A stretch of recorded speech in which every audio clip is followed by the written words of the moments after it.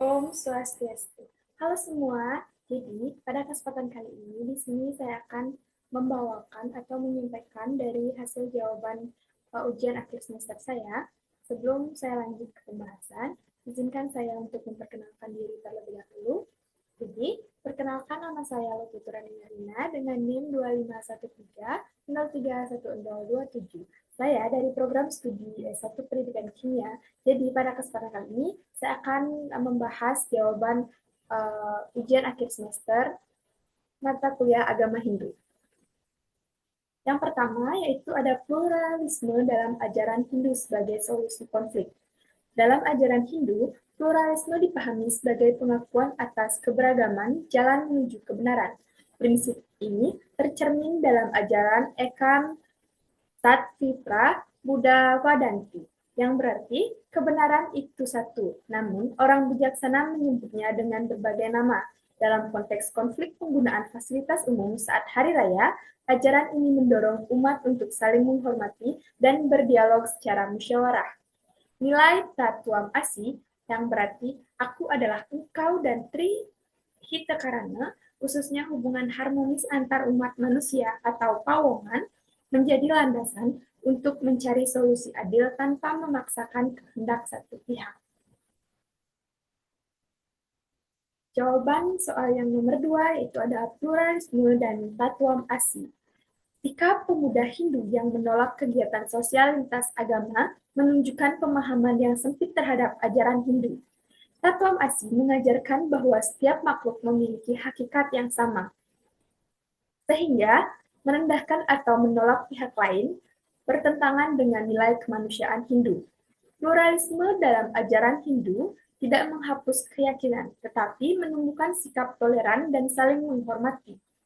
Sikap yang seharusnya ditunjukkan adalah terbuka mau bekerja sama dan menjunjung nilai kemanusiaan tanpa harus mengorbankan keyakinan pribadi.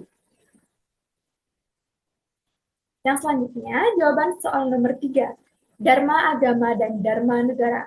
Dharma agama berkaitan dengan kewajiban moral dan spiritual sebagai umat beragama, sedangkan Dharma negara adalah kewajiban sebagai warga negara untuk menaati hukum dan kebijakan yang berlaku.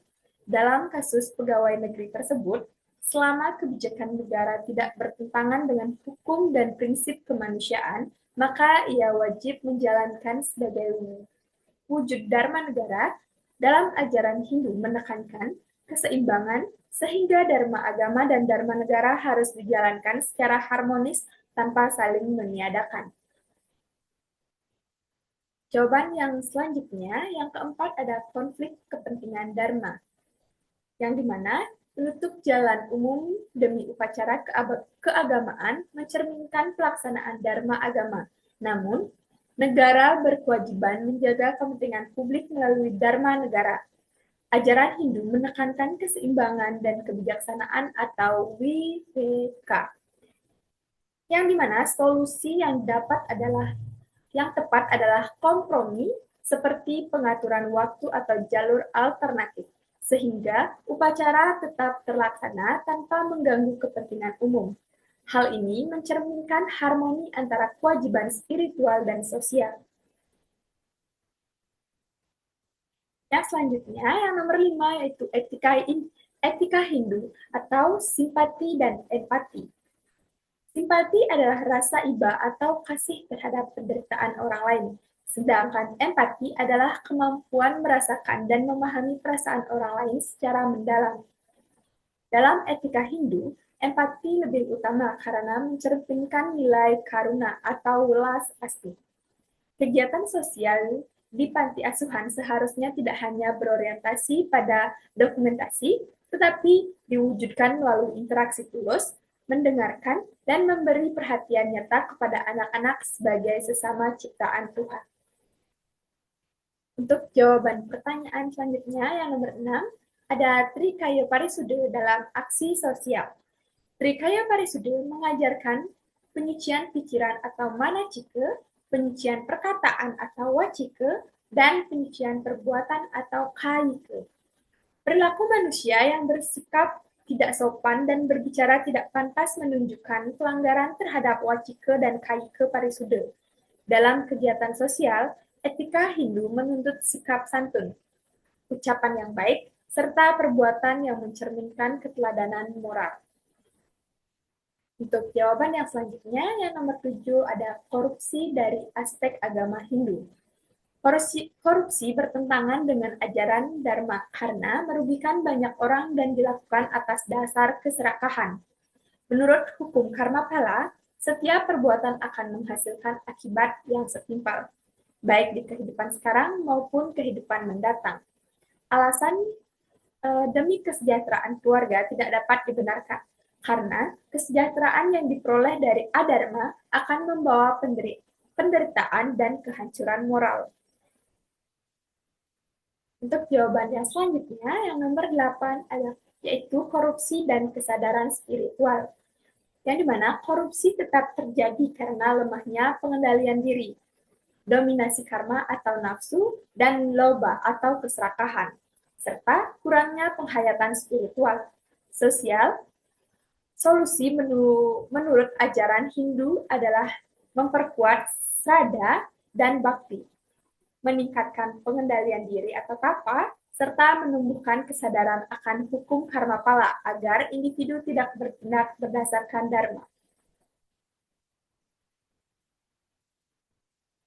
Untuk yang selanjutnya, jawaban nomor 9 itu Yoga Center dalam kehidupan umat Hindu. Yoga Center merupakan praktik pemusatan pikiran, refleksi diri, dan pengendalian indria untuk mencapai kesadaran spiritual dalam kehidupan umat Hindu. Yoga Center membantu menenangkan pikiran, meningkatkan penghayatan ajaran agama, serta memperkuat hubungan dengan ide Sang Yang Widiwasa. Dengan rutin melakukan Yoga Center, umat menjadi lebih bijaksana dan tidak mudah terpengaruh oleh konflik atau materialisme. Untuk yang selanjutnya, yang nomor 10, itu manfaat Yoga Center bagi generasi muda. Penerapan Yoga Center dapat membantu generasi muda Hindu mengendalikan diri di tengah arus media sosial. Praktik ini membentuk karakter disiplin, etika yang baik, serta kesadaran spiritual yang mendalam. Dengan Yoga Center, generasi muda diajak untuk menyeimbangkan kehidupan digital dan dengan refleksi batin, sehingga tubuh menjadi pribadi beretika, bertanggung jawab, dan berlandaskan nilai-nilai Dharma. Baik, jadi sekian pemaparan dari jawaban hasil ujian akhir semester saya. Jika ada salah kata maupun salah dalam pengucapan dan penyampaian, saya mohon maaf yang sebesar-besarnya dan terima kasih telah menonton sampai akhir. Bye-bye. Kita tutup dengan para Santi. Om Santi, Santi, Santi.